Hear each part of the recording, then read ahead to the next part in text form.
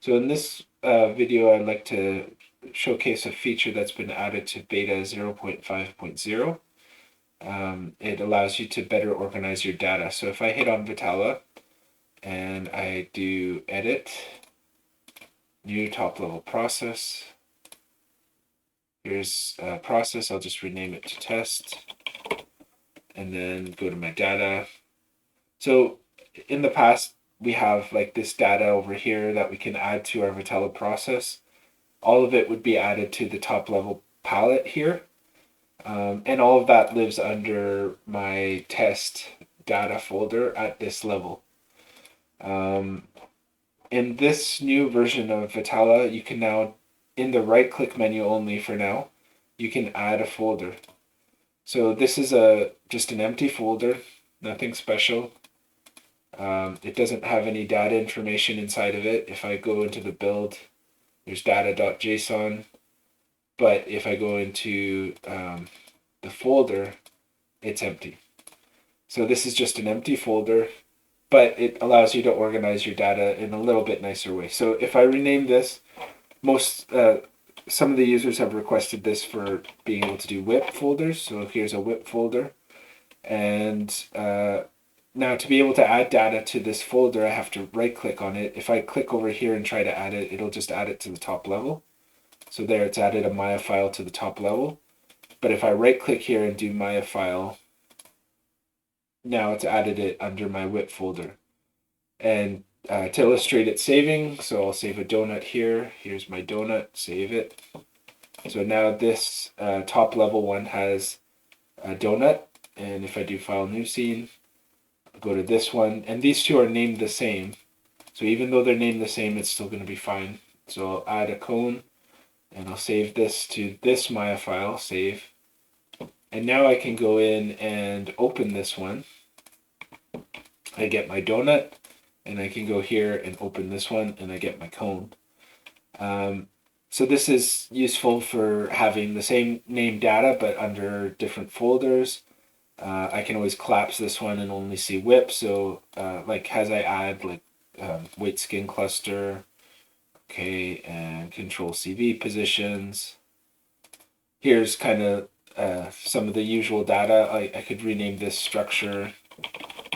So a lot of the times we'll save our joints in a structure folder, and this one I'll rename it structure.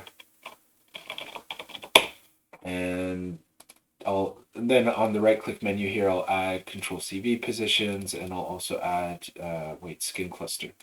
So then I have control CVs, structure, weight skin cluster.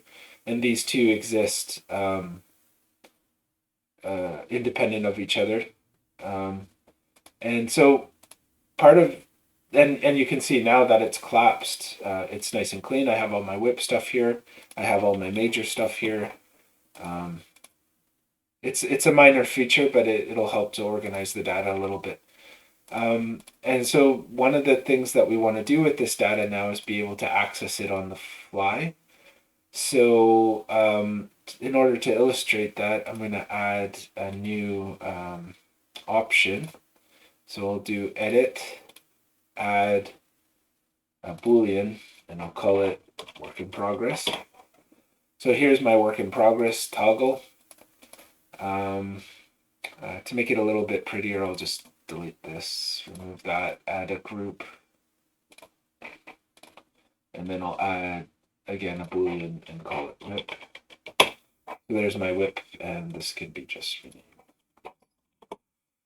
So here's my toggle. I can toggle it off and on. And what I want to be able to do now in my code is when it's whip, I want it to access this one. When it's not whip, I want it to access this one. When it's not whip, I want it to access that one. So what I can do is do right click data import. I'm going to add a new structure import. So here it imports my structure, but this one is doing it at the top level. So what I want to be able to do now is access this top level whip option. So I'll go process .get option, and I can call whip. So this will get me this variable, and I'm going to return a value. And just to see, I'm going to print that value, or I'll do a show value, and then I will run this. So it's imported structure, which in this case is this donut. And let me check my log for this. So show last log, and my value was false. So this value that it's getting back from whip is false, which means it's not returning the whip state. So what I want to do is say if value, or I should make this clearer. So if whip boolean, so show whip boolean, and so if whip boolean, and in this case it would be if not whip boolean, then I'm going to import that structure. But if it is whip boolean, then I'll do if whip boolean. Then I need to run an extra command here called process.set data parent folder, and I'm going to call it whip because that's the name of our folder in here. So process set data parent folder, and then I'm going to do process dot import data, and I will do structure, and actually what I want to do is move this out of here and then just do my import data. So really all I need to do is say if whip boolean, then I do process set data parent folder whip, and then I import my data normally. So if it is whip, then it will have that data parent folder. If it's not whip, then it won't have that data parent folder, and everything should work. So let's try it.